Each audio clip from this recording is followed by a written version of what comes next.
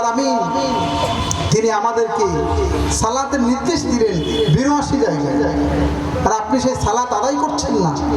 যদি সাহাবা কিরামের মতো এরকম জীবন দিতে হতো তাহলে সালাত আদায় করতেন? একটু লক্ষ্য করেন তো, জীবন দিচ্ছে। আপনাকে যদি বলা হয় যে আজকে সকালে কালকে সকালে মনিরামপুর বাজারে জিহাদের অনুষ্ঠান হবে, জীবন দিতে হবে, আপনারা যাবেন? বলবেন যে যাই কে হুজুররা যাক, ভাই আমি এর মধ্যে নাই। খেয়াল করছেন? কিন্তু দেখেন সাহাবা কেরাম জীবন দিয়েছে। সাহাবা কেরামের নামাজ কাজা ছিল? নামাজ পড়ে নাই?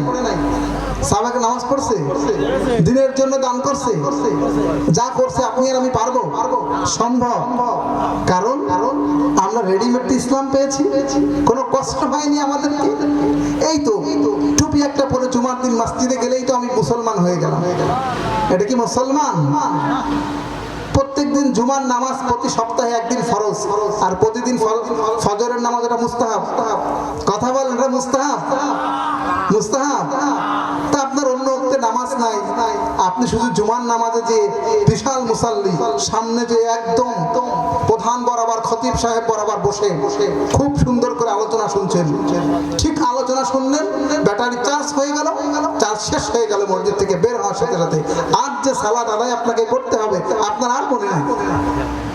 আর আপনাকে মনে নাই কি সালাত আপনি আদায় করছেন, কেমন পড়ছেন? আল্লাহ তো বলছেন ইন্নাস সালাতা তানহা আনিল ফাহশাই ওয়াল মুনকার, নিশ্চয়ই সালাত হলো এমন একটি ইবাদত যা অশ্লীল আর খারাপ কাজ থেকে বিরত রাখবে। কিন্তু আপনি সেই সালাত আদায় করছেন না, আপনাকে অশ্লীল আর খারাপ কাজ থেকে বিরত রাখবেই বা কি করে বলেন তো? সকলে কারা কারা 5 ওয়াক্ত সালাত আর জীবনে নিজ ইচ্ছায় কখনো ত্যাগ করবেন? হাত তুলে দেখান তো আল্লাহকে, হাত তুলে দেখান, দেখান হাত তুলে। কে হাত তুলে নেয় তাকে চিনে রাখেন, হাত নামান। আল্লাহ রাব্বুল আলামিন সকলকে কবুল করুন। 5 ওয়াক্ত সালাত আদায় করবেন তো? একজন লোক হাত তুলে দাঁড়াতে পারেন যে আমি দাড়ি কাটি, আজকে থেকে আর জীবনে কোনোদিন নবীর এই সুন্নাহ দাড়িকে রেখে দিব, কাটবো না। মুষ্টির পরে কাটা যাবে, এক মুষ্টির পরে। একজন হাত তোলেন, একজন যুবককে দেখতে চাই। মাশাআল্লাহ, কয়েকজন হয়েছে। দাড়ি কাটবেন না। যাদের দাড়ি নাই, যারা দাড়ি কাটেন তাদের কথা বলছি, যারা দাড়ি কাটেন তাদের কথা বলছি। একজন যুবক দাঁড়ান, একজন যুবক হাত উঁচু করে দেখান যে হুজুর আমি আর জীবনে দাড়ি কাটবো না, এটাই আমার ওয়াজ। আমরা ঢাকাতে লক্ষ লক্ষ মানুষ নিয়ে সভা করি, ওয়াজ করি, কিন্তু একজনও যদি হেদায়েত না হয় ওই ওয়াজের কোনো লাভ আছে? কারণ সবাই আসছেন আমার কণ্ঠ শুনতে, ওয়াজ শুনতে আসেন না, আমি জানি তো, আমি ভালো করেই জানি যে হুজুর ঢাকা থেকে আসছে, কেমন না কেমন কণ্ঠ হয়, কি কণ্ঠ হয়।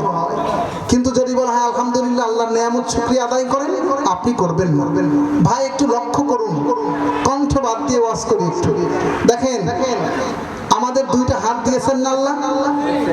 দিয়েছেন কিনা? এইবার দেখেন একটা হাতে 2টা আঙ্গুল নাই, এই আমার এই 2টা আঙ্গুল নাই। এখন আমি বললাম একটু পরীক্ষার খাতায় লিখো তো দেখি, লিখতে পারবেন? পানির গ্লাসটা ধরো তো দেখি, এই 2 আঙ্গুল বাদ দিয়ে আমি একটু ধরি, সম্ভব? 2 হাতে ধরো, জাগাইতে পারতেছি না, সম্ভব? এই 2 আঙ্গুল বাদ দিলে সম্ভব? আঙ্গুল দিয়েছেন তিনি কে বলেন তো? আঙ্গুল দিয়েছেন তিনি কে? জীবন দিয়েছেন তিনি কে? কে দিয়েছেন? আল্লাহ। কিন্তু আপনি সে আল্লাহর কাজ করছেন না কেন? আপনি কোরআনের মাহফিল হলে বাইরে ঘুরছেন কেন? আপনি কোরআন যেখানে তিলাওয়াত হচ্ছে, আপনার সালাতে যাওয়ার কথা, আপনি চার দোকানে বসে আছেন কেন? লক্ষ্য করেছেন? আর আপনি বলেন মরার পরে হুজুর একটু ভালো করে বড় হুজুর এনে জানাজা দিয়ে দেন। আচ্ছা একটা কথা বলেন তো, মরার পরে 2জন ফেরেশতা আসবে, আমরা জানি না? কি কি বলেন তো? মুনকার আর নাকি? 2জনের 5 লাখ, এরে 5 লাখ, এরে 5 লাখ, 10 লাখ দিলেই তো হয়ে যাবে নাকি? হবে না 10 লাখ দিলে? হাই হাই, 10 লাখ দিলে হবে না? 20 লাখ, এরে 10 লাখ, এরে 20 লাখ দিলাম, এরে 20 লাখ, 40 লাখ দিলে তো মাপ। কিন্তু আল্লাহ রাব্বুল আলামিন বলেন দুনিয়ার মানুষেরা শোনো শোনো, যদি তুমি পৃথিবীর সব সম্পদ দিয়ে দাও তাহলেও পরে মাপ পাবে না, কারণ মাপ পাওয়ার জন্য আল্লাহ রাব্বুল আলামিন যেই আমাদের রুলস গুলো দিয়েছেন, যেই সিস্টেম গুলো দিয়েছেন, সেই কোরআনকে ফলো করার দরকার আছে না নাই? কথা বলেন, আছে না নাই? কোরআন যদি ফলো না করেন মাপ পাবেন? মাপ পাবেন? মাপ পাবেন না। এই রব্বুল আলামিন কত কিছু দিচ্ছেন, আল্লাহ নিজের পরিচয় নিজের রব হিসাবেও দিয়েছেন। আমরা রব হিসাবে চিনি না আল্লাহকে? কথা বলেন, চিনি না? দেখেন কোরআনুল কারিমে আল্লাহ রাব্বুল আলামিন 3 শ্রেণীর মানুষের আলোচনা করেছে। আপনাদের কি খারাপ লাগতেছে? খারাপ লাগতেছে? শেষ করে দেব? শুনবেন আরো ইনশাআল্লাহ। দেখেন কোরআনুল কারিমে আল্লাহ রাব্বুল আলামিন 3 শ্রেণীর মানুষের আলোচনা করেছেন। একজন হলো মুমিনুন, আর একজন হলো মুনাফিক, আর একজন হলো কাফের। মুশরিক গেল কই? এই কাফেরের মধ্যেই। এইবার 3 শ্রেণীর মানুষের আলোচনা শুধু করে আমার রব আল্লাহ শেষ করে দেন। এই 3 শ্রেণীর আলোচনা করে আল্লাহ রাব্বুল আলামিন 3 শ্রেণীর নামে 3টা সূরা নাজিল করছেন না?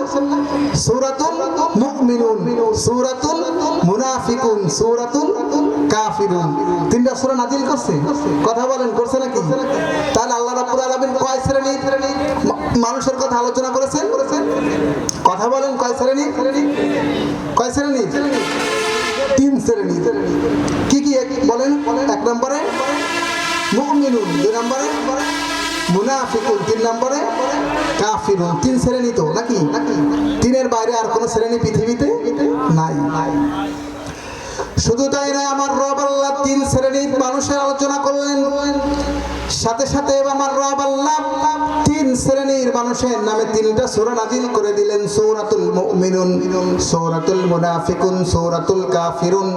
ঠিক 3 শ্রেণীর মানুষের আলোচনা করার পরে আল্লাহ রাব্বুল আলামিন বলেন, কাফের আর মুমিন ব্যর্থ, তাদের কোনো সম্মান নাই, দুনিয়াও নাই, আখিরাতও নাই, শুধুমাত্র এক শ্রেণী, তারা সফল। সেই শ্রেণীর কথা আল্লাহ রাব্বুল আলামিন ঘোষণা দিলেন সূরাতুল মুমিনুনের প্রথম আয়াতে, ক্বাদ আফলাহাল মুমিনুন আল্লাযীনা হুম ফি সালাতিহিম খাশিউন।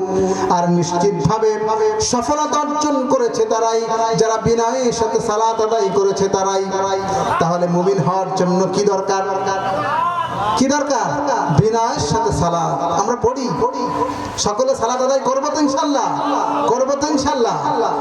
দেখবেন আমাদের এখানে সবাই ওয়াজ শুনতে আসে, কিন্তু কেউ সালাত আদায়ের ব্যাপারে না। যদি জিজ্ঞেস করা হয় হুজুর ফজরের নামাজ, খোঁজ নাই।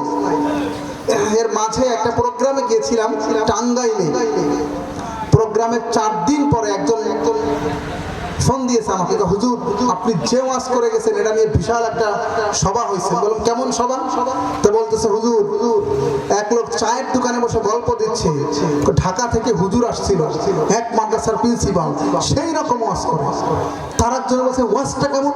ফাটাফাটি ওয়াজ। তো ফাটাফাটি ওয়াজটা কেমন? আরে হুজুরের যে কণ্ঠ।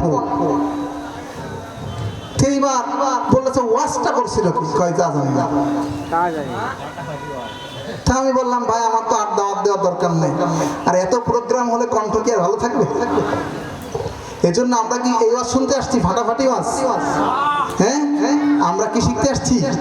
দিন শিখতে আসছি। দিন আমাদের শিখতে হবে। আল্লাহ রাব্বুল আলামিন নিজের পরিচয়টা কোথায় কোথায় আল্লাহ নিজে দিয়েছেন, কি হিসাবে? রব হিসাবে। আপনি একটু দেখেন, সূরাতুল মুমিনুনে আলোচনা করার পরে সূরাতুল বাকারার 21 নম্বর আয়াত পর্যন্ত আল্লাহ রাব্বুল আলামিন 3 শ্রেণীর মানুষের আলোচনা করেছেন, মুমিনুন, মুনাফিকুন আর কাফিরুন। এই আলোচনা শেষ করার পরে আল্লাহ রাব্বুল আলামিন নিজের পরিচয় দিয়েছেন। আল্লাহ রাব্বুল আলামিন বলেন, ইয়া আইয়ুহান নাসু উবুদু রাব্বাকুমুল্লাযী খালাকাকুম ওয়াল্লাযীনা মিন ক্বাবলিকুম লাআল্লাকুম তাত্তাকুন। আল্লাহ রাব্বুল আলামিন নিজের পরিচয় রব হিসাবে দিলেন। আল্লাহ নিজের পরিচয় কেন রব হিসাবে দিলেন? আর কেনই বা বললেন লাআল্লাকুম তাত্তাকুন? লাআল্লাকুম তাত্তাকুন মানে মানে আই লাআল্লাকুম তাজতানিবুনা মিনাশ শিরকি ওয়াল কুফরি ওয়াদ দালাল। ইবাদত করতে হবে শিরক মুক্ত, কুফর মুক্ত, তা না হলে সেই ইবাদতে কোনো লাভ আছে? লাভ আছে? আমাদের বাংলাদেশের মুসলমান যে জ্ঞানী, সাধারণ মানুষ যে বড় মুফতি, বাংলাদেশে হজেরও বিধান আছে জানেন? বাংলাদেশে হজ হয়, আপনারা জানেন? হজ হয় জানেন? ওই যে টঙ্গী এক লোক বলতেছে বিশ্ব ইজতেমা হলো হজের পরে দ্বিতীয় সমাবেশ, আমরা হজে যেতে পারি না তাই বিশ্ব ইজতেমা আসছে। সুস্পষ্ট কুফরি কথা। আবার দেখলাম সেখানে কাতার দাঁড়িয়েছে এরকম কাবার মতো ঘুরিয়ে, নাউজুবিল্লাহ। আবার কেউ বলছে যে এখানে তো সারা পৃথিবীর শ্রেষ্ঠ ইজতেমা, সমস্যা কোথায়? কিন্তু আপনি যদি এইটা মনে করে ওখানে যান, স্পষ্ট কুফরি কিনা? কথা বলেন, কুফরি কিনা? কুফরি করলে আপনি মুসলমান থাকবেন? তাহলে আপনারা এই কথাই বলছেন যে কাবার পরে দ্বিতীয় সমাবেশ, কই আরাফাত আর কই মদিনা মুনাওয়ারা, কই কাবা? কিসের সাথে আপনি কিসেকে মিলাচ্ছেন? কি মিলাচ্ছেন? স্পষ্ট বেয়াদবি, মহা গুনাহ, আল্লাহ মাফ করবেন না। আপনারা যদি এই নিয়াত করে যান যে হজের পরে দ্বিতীয় সওয়াব, কি যে সওয়াব হচ্ছে সব আপনারা জানছেন না, কখনো এই কথা বলবেন না যে হজের পরে দ্বিতীয় সমাবেশ, হজের সাথে আরাফাতে অবস্থান করা ফরজ আর টঙ্গীর ময়দানে উপস্থিত হওয়া নফল না। আপনি সেখানে বলছেন যেটা হজের পরে দ্বিতীয়, কোত্থেকে পেয়েছেন এইগুলো? সাবধান মুসলমান, সাবধান। আমরা কর্তৃপক্ষদেরকেও অনেকবার জানিয়েছি যে আপনারা যে কাতারগুলো যখন দেন সেই কাতারগুলো যেন সোজা হয়, তা না হলে কিন্তু আল্লাহর দরবারে আপনারা দায়ী থেকে যাবেন। মুসলমান সেই কাতারগুলোকে ঘুরিয়ে দাঁড়াচ্ছে, ফেসবুক ইউটিউবে সেগুলো প্রচার হচ্ছে। আপনাদের সোচ্চার থাকা দরকার। আবার বলবেন না হুজুর আবার বিশ্ব ইজতেমার বিরুদ্ধে বলছে। ইজতেমার বিরুদ্ধে বলছি না, ভুল বুঝবেন না। আপনারা এগুলো লক্ষ্য করবেন, কারণ আপনি শিরিক আর কুফর যদি করেন তাহলে আল্লাহ কোরআনেই বলছেন আপনার কোনো ইবাদতে কোনো কাজ হচ্ছে না। তাহলে আপনার ইবাদত করে লাভটা কি হচ্ছে? কি লাভ আপনার ইবাদত করে? কি করবেন এই ইবাদত যদি আল্লাহ রাব্বুল আলামিন পছন্দ না করেন? গল্প নয়, একটা কথা বলছি।